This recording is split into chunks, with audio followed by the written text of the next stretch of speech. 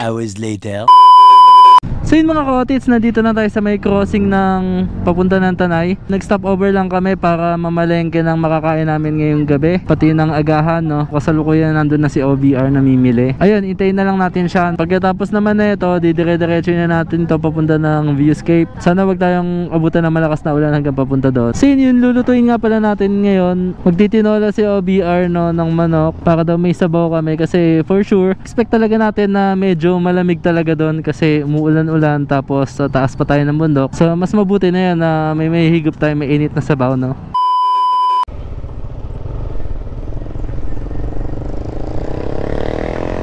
So yun mga ka-otits, nandito na tayo sa may kanto ng El Pasio Quezon. So pagka nakita niyo yung kanto na yan, yun na yun. So didire-diretso na natin to mga ka-otits, no? Paakyat na ito, makikita niyo yung El Pasio Quezon, Treasure Mountain, yun nga yung Viewscape. Madami kayong pagpipilian dito na campsite. May mga tindahan na din katulad niyan, oh. Di ko lang alam kung 24/7 sila. Ayun. So sa pupuntahan naman namin may bilihan naman ng tubig, so doon na lang kami bibili. So didire-diretso lang natin to mga ka-otits, no, hanggang marating natin yung Viewscape. Hindi naman ganun kahaba yung babiyahihin nyo dito pag pinasok nyo na to. Alam ko maikli lang to bago nyo marating yung Viewscape. So maulan talaga, no. Maambon pa rin hanggang ngayon. Ay, ang lamig dito mga ka-otits. Umiihip pa yung hangin. Lamig. So yun, may konting lubak, no. So ingat lang kayo dito sa pagdadrive mga ka-otits kung pupunta kayo, kasi konting pagkakamali nyo lang pwede kayong dito madulas. A few inches later.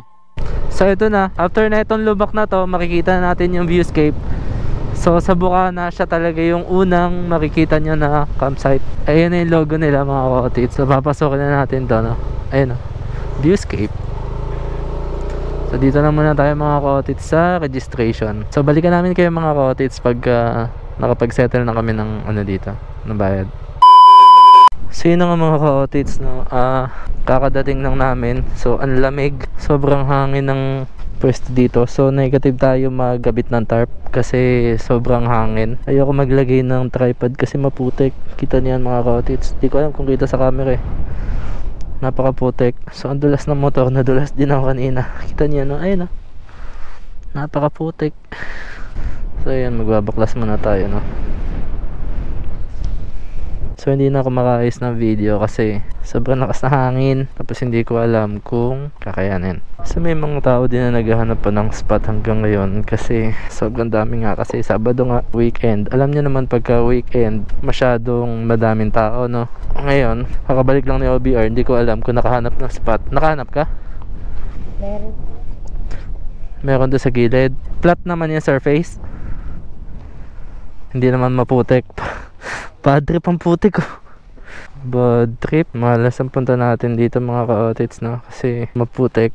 Balikan ko kayo mga ka-otits pag magpipitch na kami ng tent. Labas pa din tayo mamaya kasi bibili tayo ng tubig. Balik kami mga ka-otits.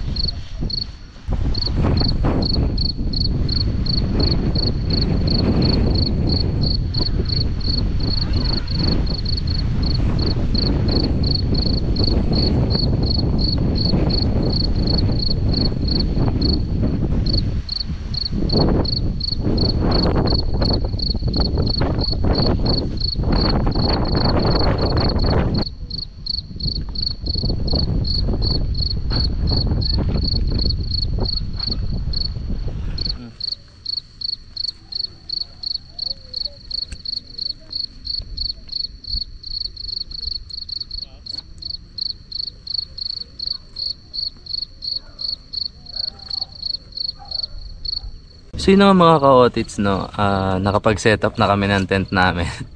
So ang problema ngayon is may bagyo daw, sabi sa balita, no? Sabi din ng mga bantay dito na may bagyo daw ngayon. Binabantayan ko pa rin yung hangin kasi sobrang lakas ng hangin, tapos naambon-ambon. So ayan, oh. Ang lakas ng hangin talaga. So ito mga ka-otits, so,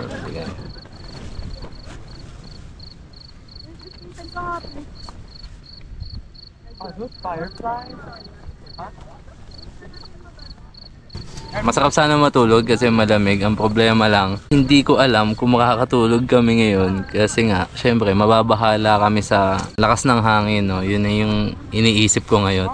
Malalaman natin mga kotis, no? Puyat kung puyat is real to. Puyat kung puyat to, no? Babalikan na lang namin kayo habang nagluluto si OBR, no?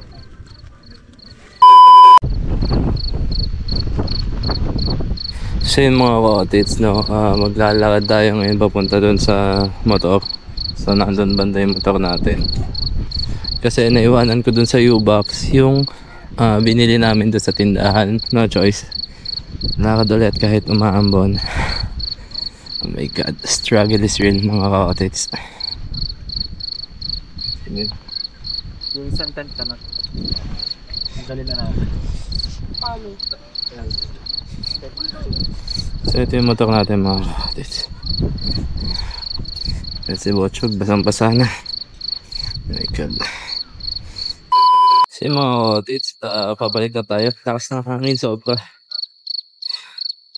Diyos ko po, struggle is real kami ngayon, no?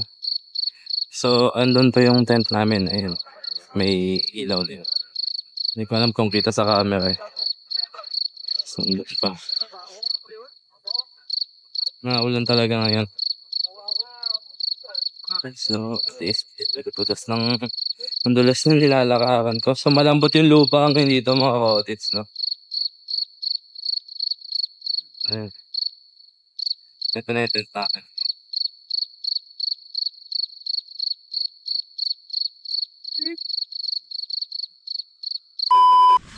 So yun mga ka-otits, no? Papakita ko lang sa inyo yung regalo sa akin ng OBR natin, no? So, eto. Hindi ko alam kung kita nyo, no? So, purpose na ito, pwede siyang sabitan. So, magnet siya. And then, pwede nyo siya idikit dito. Papakita ko sa inyo. So, ganito siya mga ka-otits, no? So, una, babaliin nyo na lang to. Baliin nyo. Kasi magnet naman yan. So, yung isa, lalagyan sa taas dito. So, kita nyo yan. Ayan, ayan, ayan, nagalaw. So, imamagnet yan dito. So, ang tendency niyan, may sabitan na kayo, no? So, pwede natin isabit yung isa natin ilaw dito. So, parang ganito. Sabit natin to. Kahit dito na lang din. Tapos, buksan na natin. So, ayan. So, ito mga ka-otits. Ayan. Ayan, kung nakikita nyo siya, no? So, effective naman talaga siya, no? So, effective yan mga OBR, no? Kung... Ay, so, effective yan mga ka-otits, no? Like, for example, maglalagay kayo sa tarp nyo ng ilaw. So, kung wala kayong sabitan, pwede nyo isabit yung magnet na yan, no? Para may sabitan na kayo. Oh, ayos. Goods na goods yan mga ka-otits. O, tingnan nyo. Panis. Luto muna tayo mga ka-OBR. Ay. So yun, luto mo. So yun, no. Panoodin muna natin magluto yung OBR natin.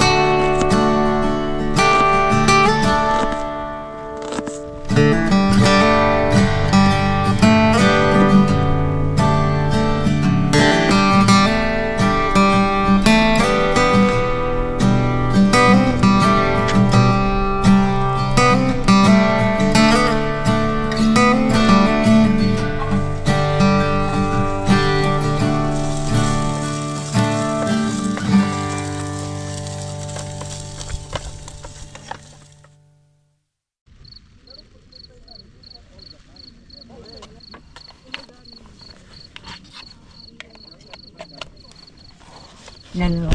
Tapos maririnig nila yung boses ko. Boses bakla. Makakatulog ako na naka-jacket na ito. Pati pantalon.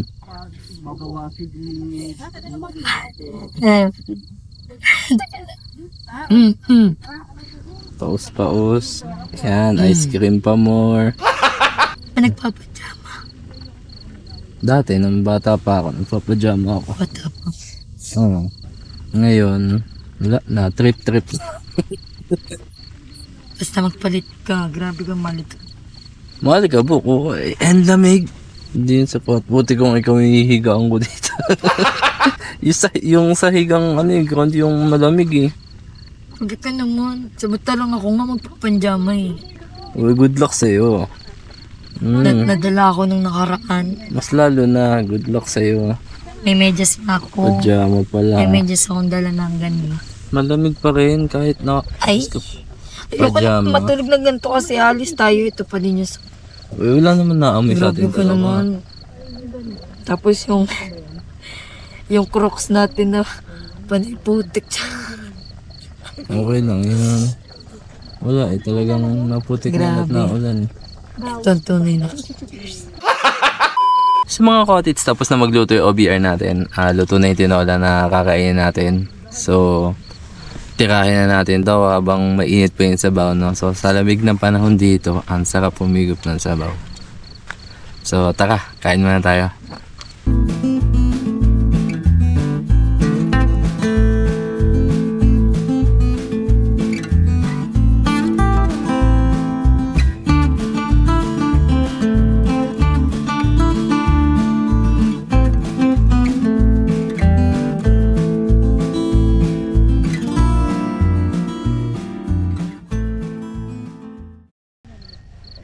So, time check tayo mga ka-otits. It's already 9:40 in the evening na, no? Ang lamig kasi lumabas kami kanina nung naghugas kami ng mga pinagkainan namin. So, yun, hindi na nga pala kami nakapagtayo ng tarp kanina kasi sobrang lakas ng hangin dito, no? So, sabi sa balita, may bagyo daw. So, ayun, hindi na namin pinilit kasi baka mamaya masira yung pool. Yung tarp ko, bagong bili, regalo sa akin actually. So baka masayang, no? So hindi ko na pinilit. Nag-tent na lang kami. So nakita nyo nga kanina sa video natin na dito na lang kami sa loob nagluto, no? So okay naman kasi new experience yung nangyari. Nag-amoy ginisa lang kami dito sa loob. So anyway, matutulog na din kami siguro konting tatagay na lang kami ng konti, no? Pampainit siguro ng konti ng katawan kasi sobrang lamig talaga, no? So good night na muna mga cottage. See you bukas. See you bukas. Kita-kits na tayo bukas mga cottage.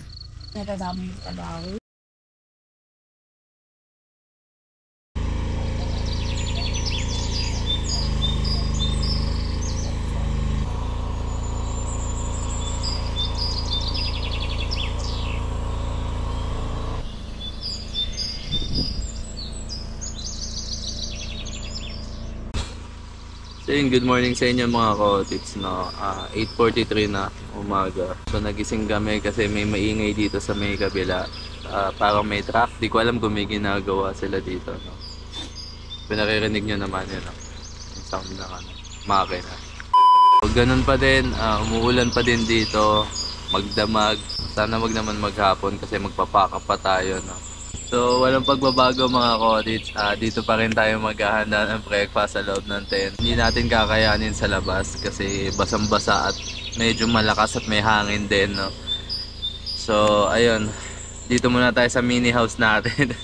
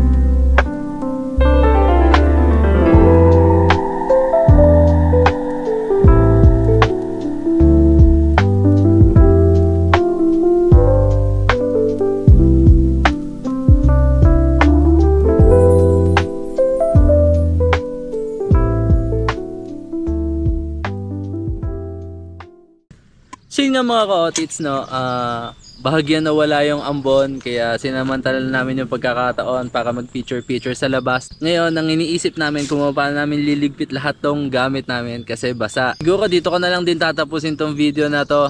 Kung nagustuhan nyo yung ginawa kong video, pahit naman na subscribe button, i-like at i-comment at i-share nyo na rin para happy tayo lahat, no? So again, this is Kamperon Singket and you are watching Motocamp Daily.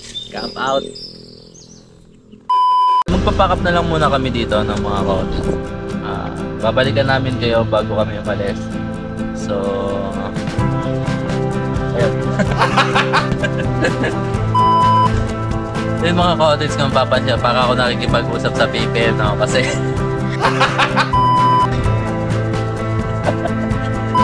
mga coaches, gusto na ba marinig yung boss nyo?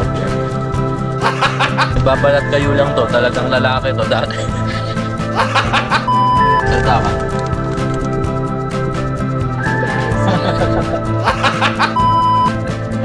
No, pakita mo kung sino ka.